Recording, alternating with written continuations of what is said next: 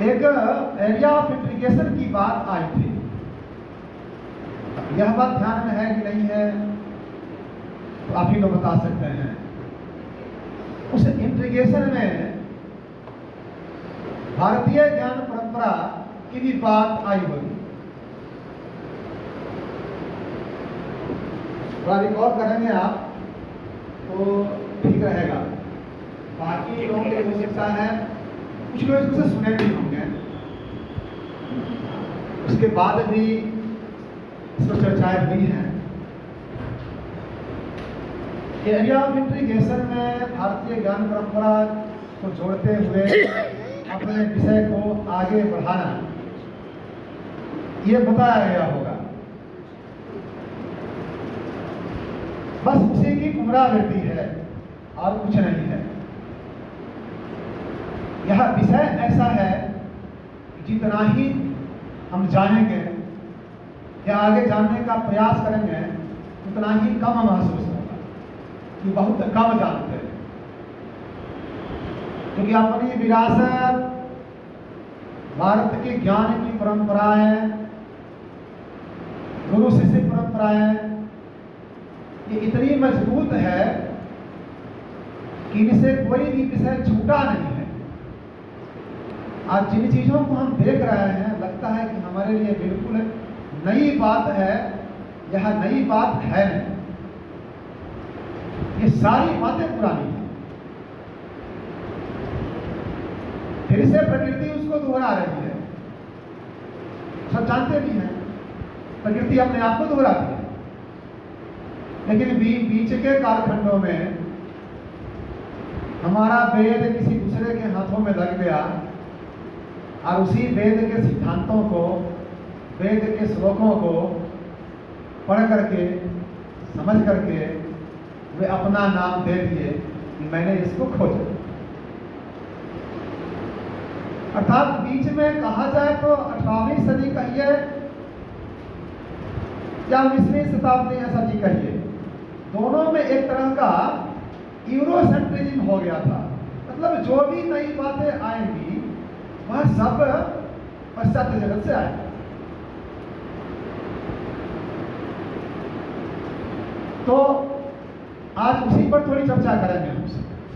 यहाँ जो कुछ दिखाया जाएगा वह एक नमूना है, एक रास्ता है, बाकी काम तो आपका है।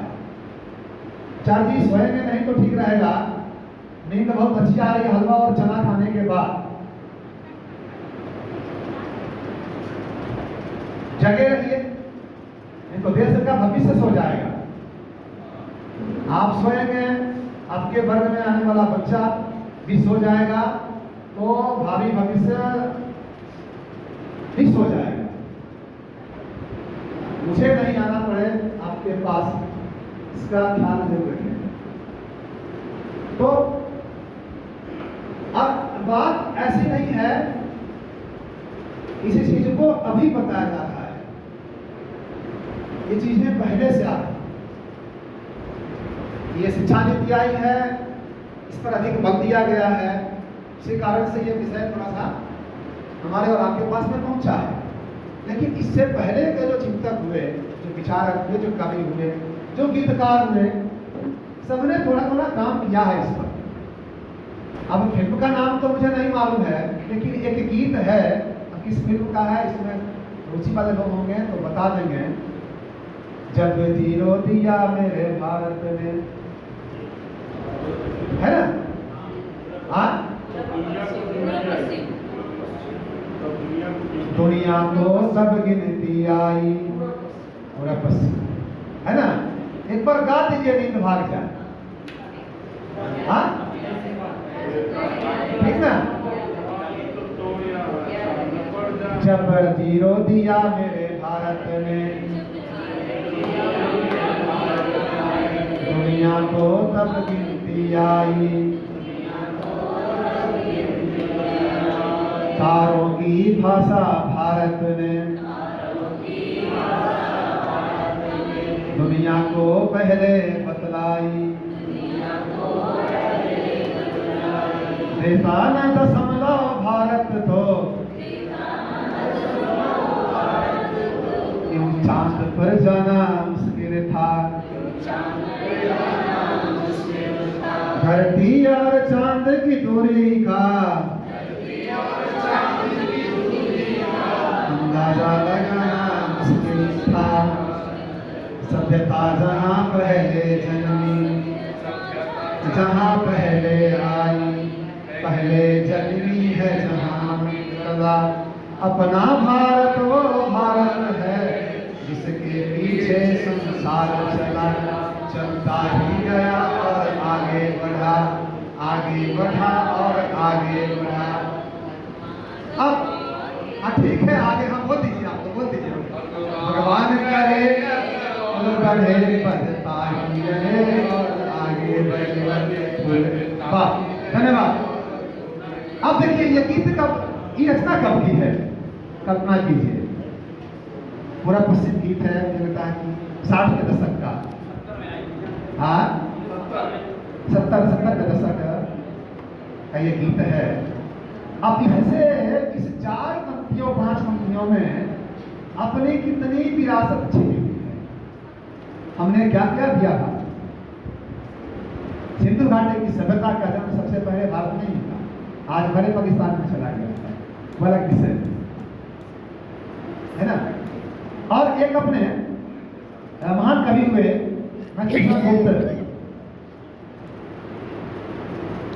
उन्होंने एक ग्रंथ लिखा भारत भारती, साहित्य के होंगे पता होगा।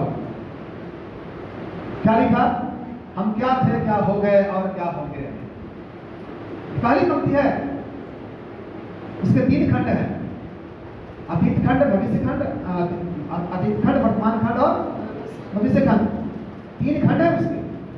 उसी पर लिखा उन्होंने, ये इसमें तीनों खंड, तीनों काल की बात है, क्या थे क्या हो गए और क्या होंगे अभी। और ये पंक्तियां हैं, अपना डिटेल्स चूंकि हिंदी नहीं पढ़ाना है, विषय पर आना है, और समय भी अपने पास में बहुत अधिक नहीं, तो मिला करके इस पर इसे के प्रति मन में कसक, मन में एक प्रकार की टीस भारतवासियों में हमेशा से रहती है कि हम अपने विरासत को, अपनी संस्कृति को आखिर में या तो जो लिखा हुआ है वह गलत है, अभी जो हो रहा है वो सही है, या ये गलत है वो सही है। इसी प्रकार का द्वंद्व बीच के कालखंडों में चलता रहा, लेकिन सरकारें दूसरे प्रकार की थी। पुस्तकों में जिन बातों को लिखा गया, बताया गया, हमको और आपको दिवस दिया गया कि बस यही जानिए कि वास्को डिगम्बा ने 1498 में भारत की खोज की, नहीं ना जी? हाँ 98 ना, 98, हाँ, ये पढ़ाया गया। जबकि भारत एक सनातन देश है, ऋषि मुनियों का देश है, देवताओं का देश है, यहाँ देवताओं का जन्म हुआ है विभिन्न युगों में, इसलिए हम दशावतार जानते हैं। लेकिन क्या कहा गया, नहीं, भारत के बारे में कोई नहीं जानता था। एक व्यापारी ने आया, अपनी नाव को अपने इस देश के किनारे खड़ा किया, कहा यह भारत है, हमने खोजा है, सर्टिफिकेट अपने नाम का करवा लिया। इस तरह का भेदभाव किया गया। अब देश खोजने के साथ जब इस तरह का भेदभाव हो सकता है, तो बाकी कामों में कितना हुआ होगा कल्पना कर सकते हैं। इसी चीज को लेकर के जब एनईपी अपने पास आई 2020 में, फोकस किया गया कि आप कब तक चलेगा, कब तक हम गुमराह होकर के अपने भारत के भविष्य के बच्चों को इस तरह की शिक्षा देते रहेंगे। अब बदलना चाहिए, और उसी बदलने के क्रम में ये भारतीय ज्ञान परंपरा एनईपी में जोड़ा गया है, एनसीएफ में भी जोड़ा गया है, और साथ साथ आप जिस लेसन प्लान के साथ अपने वर्ग में जाएंगे उसका भी एक अनिवार्य हिस्सा इसको बनाया गया है। इसके बिना यदि आपका लेसन चल रहा है तो उसको ठीक नहीं माना जाएगा, वह प्रेजेंटेशन आपका आधा अधूरा माना जाएगा। और सरकार इस पर बहुत परिश्रम की है। अभी आप सब लोग कक्षा कक्षा में जाने वाले हैं, मतलब होकर के आए हैं। 6, 7, 8 की कुछ पुस्तकें आई हैं, वो साइंस की हो चाहे मैथ की हो चाहे बाकी चीज़, उसमें साफ साफ लिखा गया है इस चैप्टर में भारतीयता कहाँ है।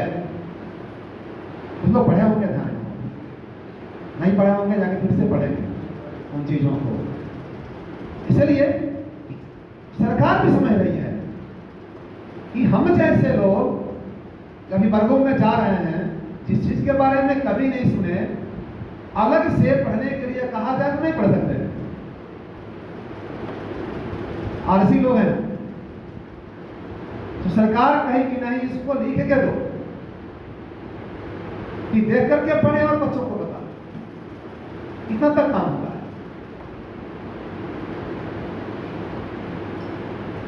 तो